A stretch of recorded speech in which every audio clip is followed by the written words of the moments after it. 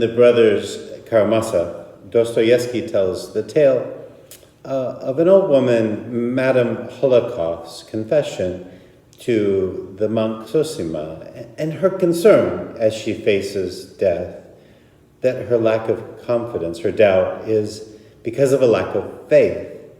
And Zosima encourages her to think of it rather as a lack of love, encouraging her to act out on love of her neighbors as a way of overcoming this struggle, this concern, this lack of confidence. And it strikes her, rings a chord, because she realizes that while she professes a great love for humanity in general, the actual practice of living out love has always escaped her.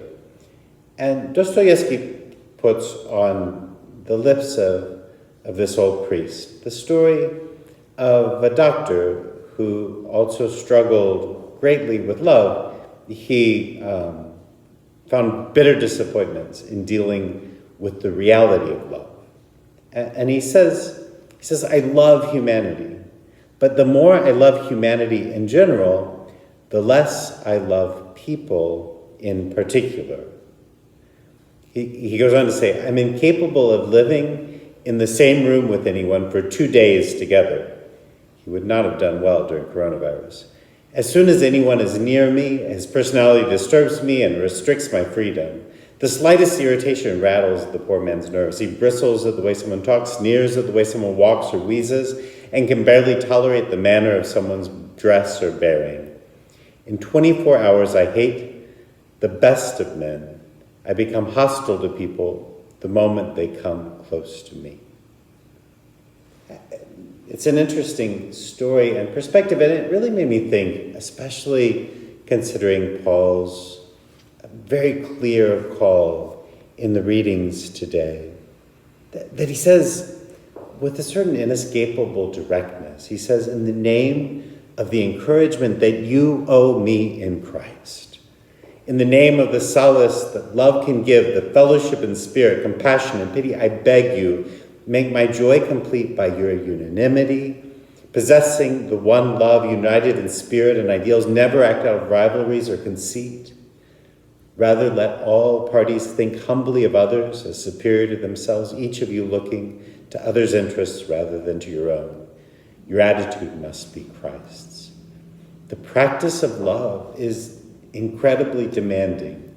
We can all talk about love, but to actually engage in its practice is a price to be paid.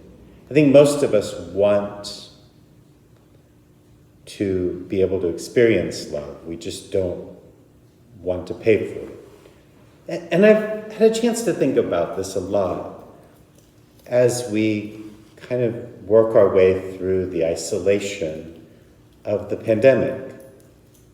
When it first started, I heard this joked about a lot more than I do now.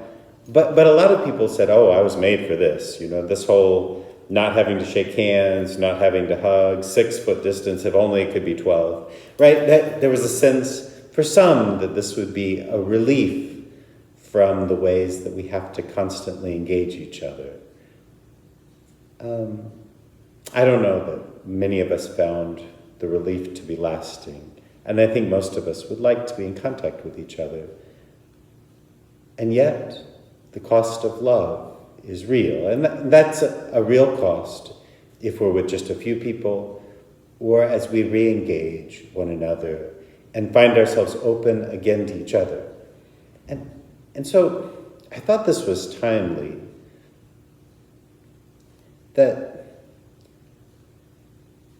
I've been coming to the sense that it's time to move forward. Exactly how we're moving forward in these days, but when this whole pandemic started, we said, okay, we'll wait, right? We'll wait 2 weeks, we'll wait a month, we'll wait, and when it passes, we'll get back to life.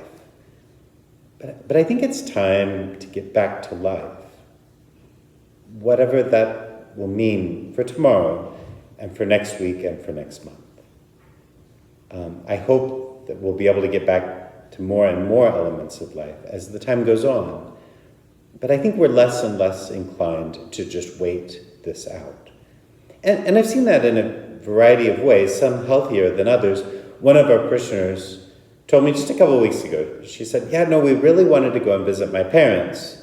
I think it was down in the valley. But we thought we should come to church first. Like, if we can go do that, we can do this. And for us to think about what are the things that we'll do as we begin to find ways to unfold our lives. But I also noticed on Saturday evening last week as I was driving in, the incredible amount of traffic around Loop 1604. But just 2 days later, on Monday morning, as I was driving in during rush hour, smooth sailing. I don't know, we have more things to do on Saturday afternoon than we have to do at work on Monday morning. I was intrigued by that. I'm not sure exactly what it means in each of our lives. But for us to think carefully about how we want to live now, about what we want to do now, about how love can stay real now. And that will first be to the people immediately around us. And it will still be in charity to those who find themselves more isolated.